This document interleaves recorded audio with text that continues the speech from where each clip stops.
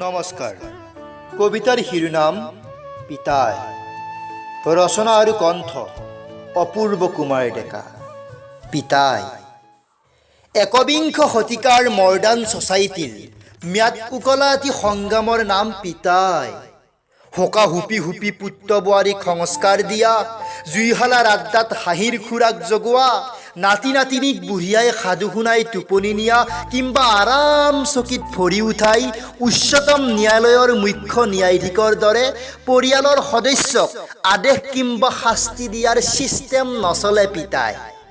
Well educated বোৱাৰীয়ে আপোনাৰ মতে উৰণি কিম্বা সেৱা নলয়। জোৰো নকৰিবি পিতাই, অন্যথা আপোনাৰ বিৰুদ্ধে ফেচবুক হোৱাটছআপ ষ্টেটাছ ভাইৰেল হৈ যাব পাৰে।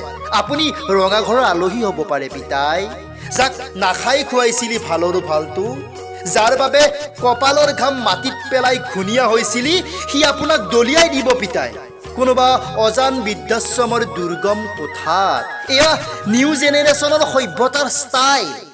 বৃদ্ধাশ্ৰমলৈ নাযাওঁ বুলি ফিতাহী নামাৰিবি পিতাই। শ্লিপিং টেবলেট খুৱাই পেলাই দিব পাৰে ৰাষ্ট্ৰীয় ঘাইপথৰ দাঁতিত। কোনোবা পাঞ্জাৱ বদীৰ চকাত ওলমি ৰ'ব আপোনাৰ কেঁচা দেহৰ নিচিন্ন অংশ। পিতাইও আপোনাৰ জীৱনগাথা হৃদয় বিদাৰক কাহিনীৰূপে সম্প্ৰচাৰিত হ'ব গণতন্ত্ৰৰ চতুৰ্থ স্তম্ভত। টিআৰপিৰ লোভত আপোনাক বনৰীয়া জন্তু নাইবা ভগৱান বনাই দিব পাৰে। খন্তেকৰ বাবে কেমেৰাৰ সন্মুখত চকুলো মুচিব বহুজনে কান্দিব আপোনাৰ সেই অৱস্থাৰ বাবে। সেইবাবে কওঁ পিতাই, বিন্দাছ হ'বলৈ শিকক, তেতিয়াহে জিন্দা থাকিব।